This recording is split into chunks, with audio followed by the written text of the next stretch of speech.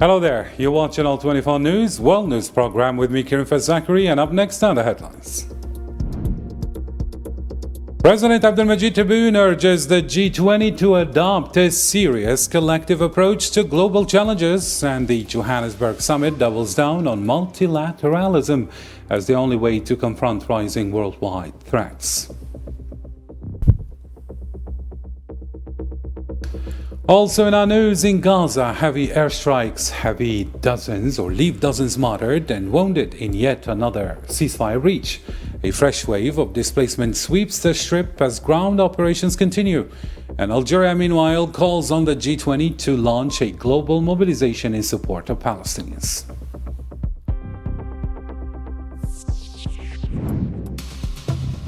Next up, in Sudan, the army strikes rapid support forces positions in North Kordofan. General Burhan vows to eradicate Hamidati's forces, while aid agencies warn the country is edging toward a major famine.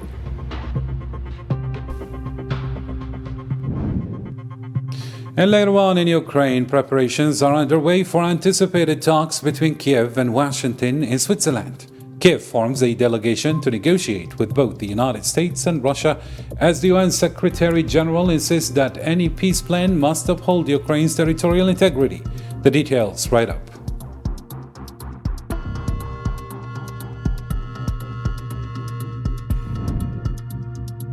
Welcome back. It's great to have you with us tonight. Algerian President Abdelmajid Tebboune is calling for a serious, collective, and fast response to the political and economic storms shaking the world right now, saying it's the only way to keep some sense of global balance. Speaking on his behalf at the G20 summit in Johannesburg, Prime Minister Seif welcomed the fact that the world's biggest economies are meeting for the first time on African soil. He also praised the summit's priorities, saying the topics on the table really match the moment and deserve frank, coordinated action. This important summit, which we are proud to host for the first time on African soil, has been highly praised for the priorities and topics proposed during its sessions, as they reflect a deep awareness of the magnitude of the complex challenges facing our world today, both politically and economically, challenges that could be profoundly affect the global balance if not addressed seriously, collectively and swiftly. On the same occasion, President Abdelmajid Tebboune also pushed the G20 to take a hard look at the crushing debt weighing on developing and poorest countries. He said the issue can't wait, it needs urgent action. And for him, the way forward is clear. Lighten the debt load, whether through partial relief or by turning that debt into real sustainable investment that actually help these countries grow instead of holding them back. Algeria reiterates its call for urgent action on the issue of the debt burden and debt services for developing and poorest countries through an approach that provides for the cancellation of part of this debt or its conversion into direct and useful investments in these countries. It also emphasizes the need to address the technical complexities related to risk assessment through deep reforms that would offer a way out for countries collapsing under the weight of political debts. President Abdelmajid Tebboune also doubled down on Algeria's long-standing call to shake up global financial institutions. He said it's time for real reform that gives developing nations and Africa, in particular, a fair, balanced and transparent seat at the table. تضم الجزائر صوتها إلى أصوات الدول الداعية. Algeria joins the voices of nations calling for the reform of international financial institutions within a framework grounded in sound economic and financial governance. This includes a review of decision-making mechanisms to ensure fair, equitable and transparent representation of developing countries and the African continent within governing bodies of these institutions. President Abdelmajid Tebboune also highlighted the urgent need to combat illicit financial flows from Africa and ensure the continent's mineral wealth is used to benefit its nations. Speaking via Prime Minister Seif at the G20 summit in Johannesburg, he added that African Union's membership in the G20 would give the continent a stronger voice in global economic decisions, helping the world, especially richer countries, better understand Africa's priorities on development funding, market access, and technology transfer. Calling for the reform of international financial step. President Abdelmajid Tebboune highlighted Algeria's progress on the UN Sustainable Development Goals and its support for Sahel countries through development projects. He also stressed Algeria's bold step in writing off the debts of 18 African nations, showing a real commitment to easing the continent's debt burden and promoting regional development.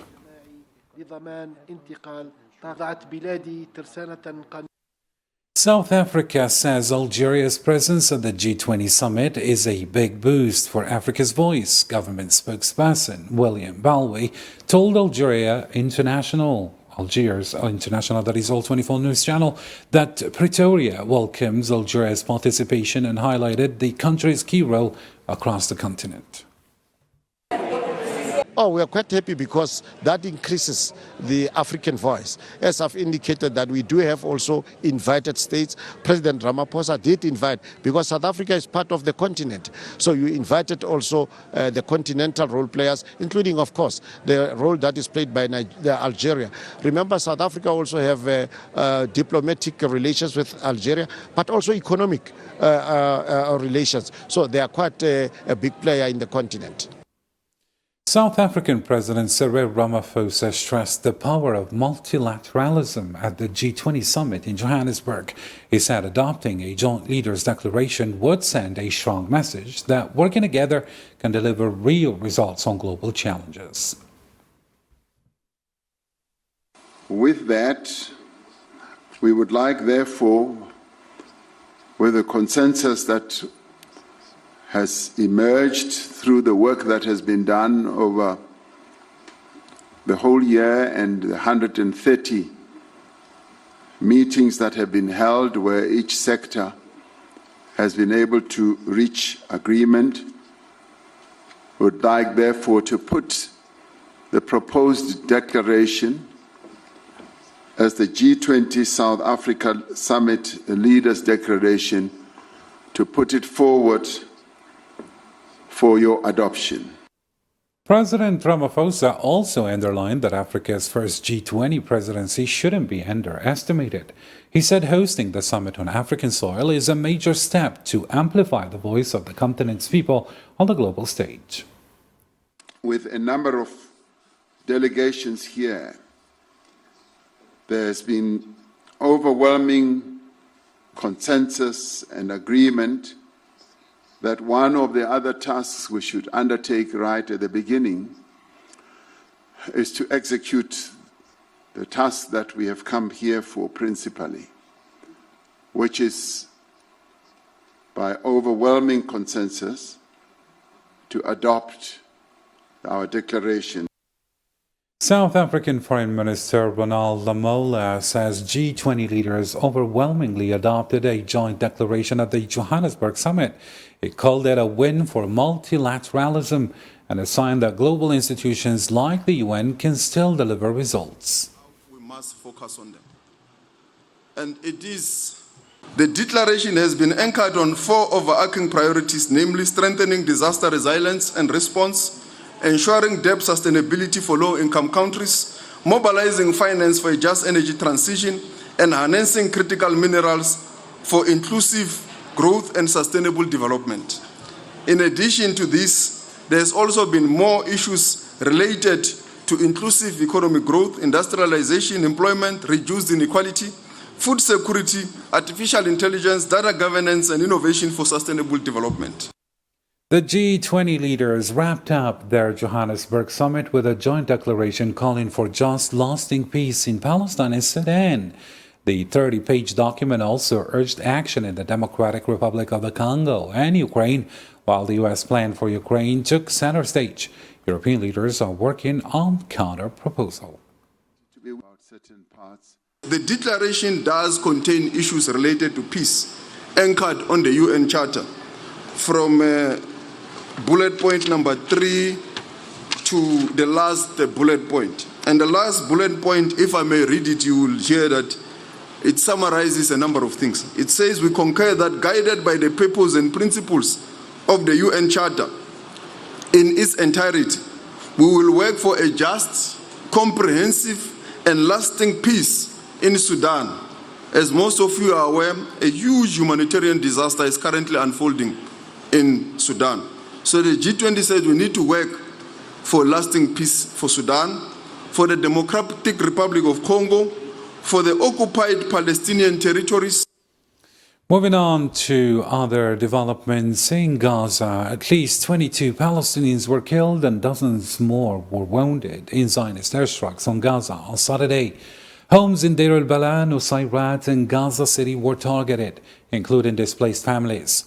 Rescue teams have recovered hundreds of bodies from the rubble, and the Palestinian Ministry of Health says the toll since October 7th now stands at over 69,700 dead and more than 170,800 wounded. We were sitting in our homes where suddenly the missile hit the neighbor's house. We took the injured and came to the hospital. Why did this happen? I honestly don't know. Meanwhile, Palestinians are fleeing parts of Gaza City after Zionist forces re-entered on Friday. Dozens of families were displaced from At-Tufah and Al-Shuja'iyya neighborhoods, areas that had been vacated under the ceasefire agreement.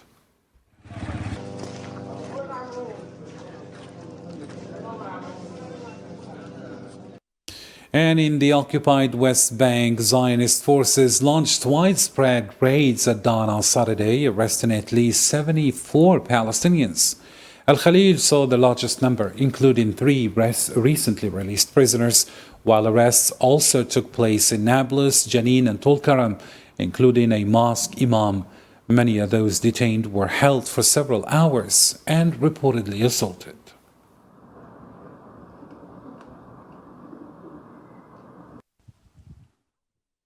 On a related note, Algerian President Abdelmadjid Tebboune is urging the G20 to launch a full-scale effort to secure a better future for the Palestinian people.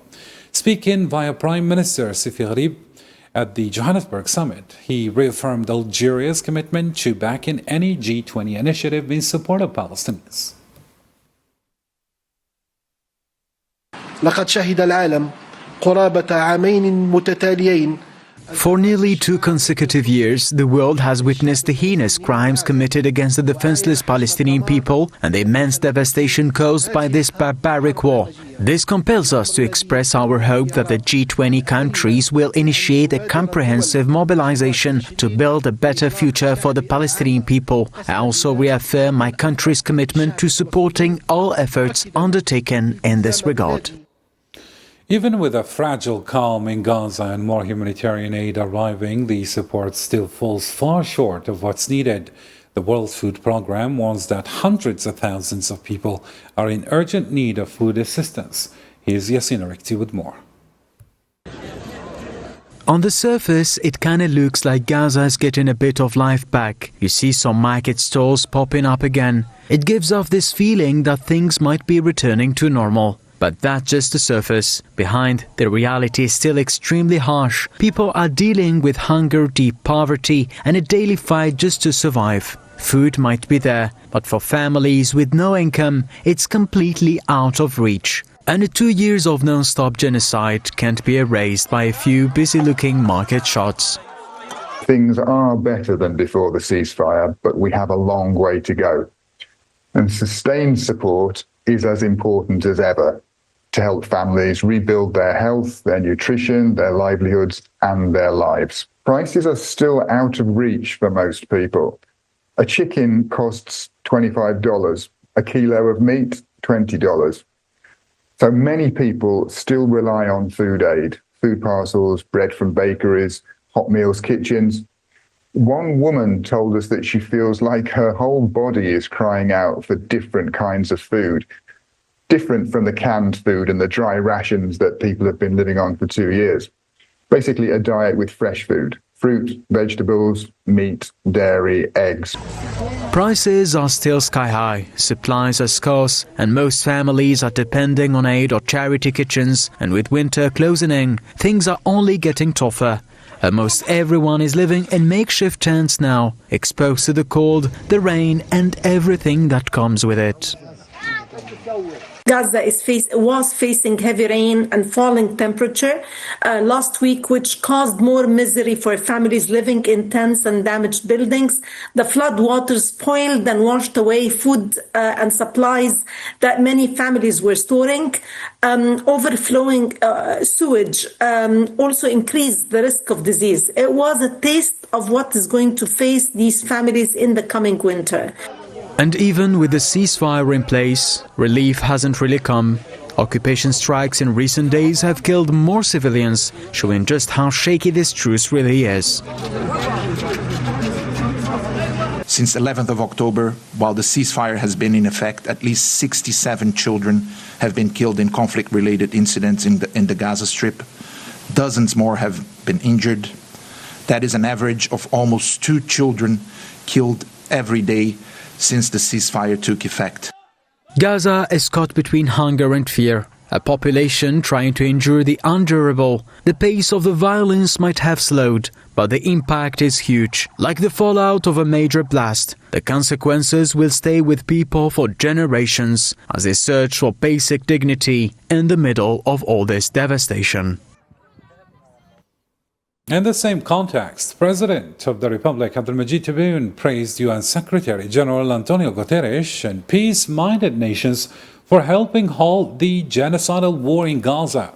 He also thanked leaders including Donald Trump, Qatari Emir Tamim, Egypt's Abdel Fattah al-Sisi and Turkey's Erdogan for their efforts in ending the tragic violence against the Palestinian people. The extent of the To take the floor. Several hundred police turned out in central London to arrest thousands of protesters gathered in support of Palestine. Approximately 40 people were carted off in a protest that has become as much about the right to free speech and to protest as it is about support for the Palestinians. It's increasingly common now to start calling people traitors or terrorists in common speech. But it's another to call people terrorists when they aren't, and then to arrest them on that basis. I'm here today because we should not be banning protests. And it is unbelievable that in this country you're not allowed to sit here with a sign and you are arrested. In Morocco, dozens of activists took to the streets in Rabat to protest ongoing normalization with the Zionist entity. Gathered outside parliament, they waved Palestinian flags and demanded the closure of the so-called Zionist liaison office and the Moroccan Zionist Parliamentary Friendship Association. The organizers are calling for even wider participation in a national anti-normalization march this Sunday, sending a clear message against the government's continued ties with the Zionist entity.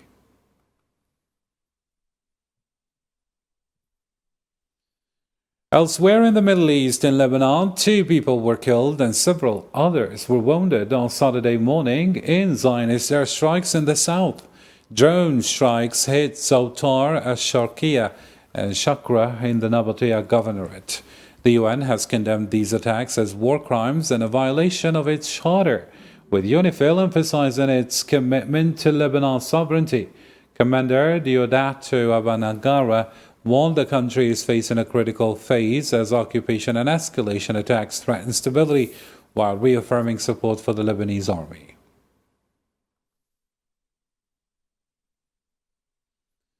And another topical development, Sudanese military sources say the army launched intense attacks to repel rapid support forces trying to advance in the Abu Qaud and Sumayma area west of Al Obeid in North Kordofan.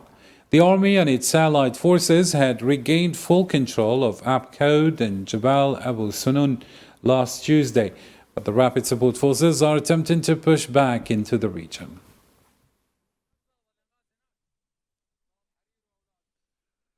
Sudan is facing one of the world's worst humanitarian crises, with war and collapsing services hitting health, education, and basic infrastructure. The head of the Displaced Persons Coordination, Adam Rajal, says 2/3 of Sudan's population urgently need humanitarian aid as massive waves of displacement continue across the country.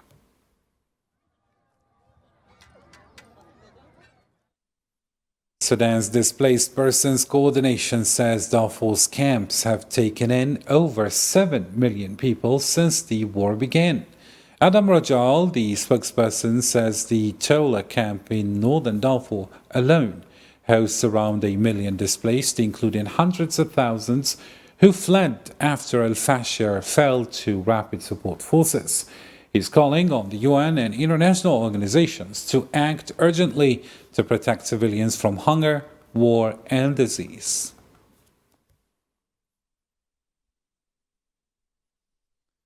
To other news now, in Russia's Samara region, a Ukrainian drone attack targeted energy facility, killing 2 people in the city of Syzran and injuring 2 others. Regional governor said the air defense managed to repel most of the industrial attack, but 1 drone still struck Syzran, causing the casualties.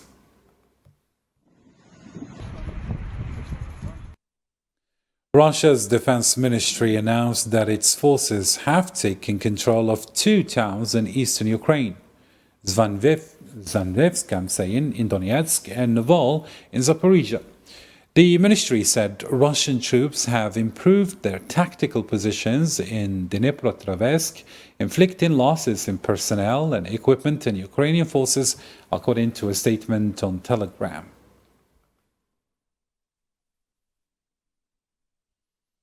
And with the tensions rising in Europe after President Donald Trump pushed his Ukraine peace plan, demanding quick acceptance, Kiev says key Russian demands threaten security, while Zelensky insists real peace must protect Ukraine's interests. Let's get more details with Sofian Kanturi now. A new wave of diplomatic tensions is sweeping across Europe after US President Donald Trump insisted his peace plan for Ukraine must be accepted within days. His commands have triggered urgent diplomatic moves across Europe, with Kiev and its allies saying the proposal needs major revisions before any agreement can be reached. He'll have to like it, and if he doesn't like it, then, they should just keep fighting, I guess. Well, at some point he's going to have to accept something. He hasn't accepted. You remember right in the Oval Office not so long ago, I said, you don't have the cards. Don't forget, I inherited this war. This war never would have happened. I inherited this war. And I thought he should have made a deal a year ago. For his part, British Prime Minister Keir Starmer said the current pressure comes directly from Washington, stressing that the upcoming meeting in Geneva will be crucial for responding to President Trump's peace push. Well, the 28-point plan, has a number of important elements which are essential to a just and lasting peace, and that's what we all want. There is more to do on the plan, and we've had a meeting this afternoon of like-minded leaders from the Coalition of the Willing, who are here at the G20, to engage on that. And tomorrow in Geneva, there'll be a meeting of senior US personnel, of Ukrainians, and of NSA's national security advisors from Europe, including my national security advisor, to take things further forward. From Kiev, President Zelensky repeated that real peace must be built on security and justice. In the coming days, we will consult with partners on the steps required to end the war. I have signed a decree on the composition of the Ukraine delegation. All relevant directives have been approved. Our representatives know how to protect Ukraine's national interest and what exactly is needed to prevent Russia from carrying out a third invasion, another blow to Ukraine. As Kiev prepares its delegation and Western capitals race to respond, the pressure from Washington is now unmistakable. Whether Ukraine accepts Trump's proposal or negotiates new terms, the coming days could mark a decisive moment in a war now in its third year and in the future of Ukraine's ties with its most important ally. On a related note, U.S. Vice President J.D. Vance says the idea that Ukraine can win the war simply by getting more American support and imposing extra sanctions on Russia is a myth. He stressed on X today that any peace initiative must be acceptable to both Moscow and Kiev, protect Ukraine's sovereignty, and lead to an end to the fighting. It can't be imposed by one side, according to Washington.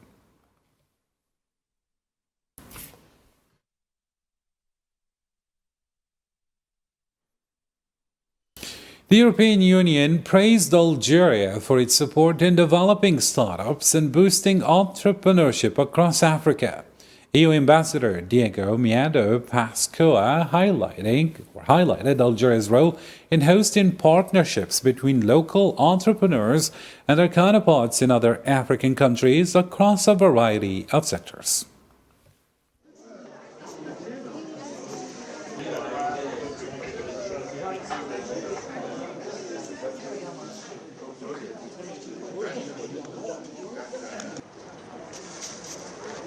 Today, what is interesting is there is a whole exhibition about startups, about business models developed by young people from Africa, who are resident here, from Mali, from Senegal, from Nigeria. And sometimes they partnered with local Algerian businessmen, all of them very young, and they are presenting solutions, different types of solutions, in the energy sector, in the health sector, in the audiovisual sector. The principal objective of ASRA is to spread awareness about nutrition, about mental health in different African countries. And today we're here to bring that awareness to different African individuals and ambassadors to help them understand the impact we have on the market. Time to catch up on other news stories making headlines in the News in Brief.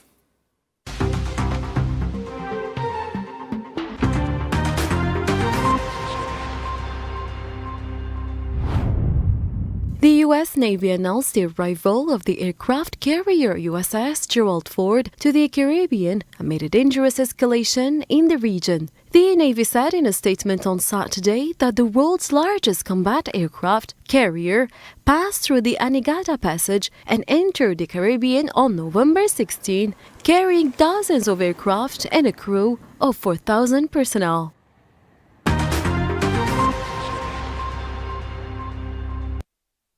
Vietnam's disaster management agency revealed on Saturday that the death toll from floods and landslides in the central part of the country has risen to 55, with 13 people still missing, in addition to material losses worth hundreds of millions. The agency explained that 27 people died in Dak Lak province and another 14 in Can Hoa province, while authorities continue rescue and search efforts for the missing amid warnings that heavy rainfall will persist in the coming days.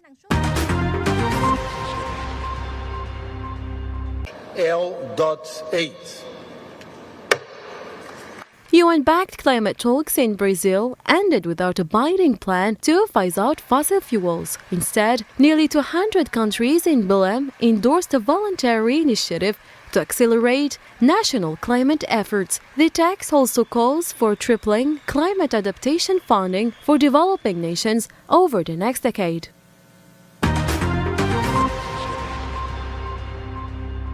The Trump administration is considering allowing the sale of NVIDIA's advanced H200 AI chips to China. Reuters reports that the Commerce Department is reviewing its current export ban, a move seen as a more conciliatory toward Beijing following the recent trade war truce between Trump and China's President Xi Jinping. If approved, the decision could significantly boost China's access to cutting-edge AI technology.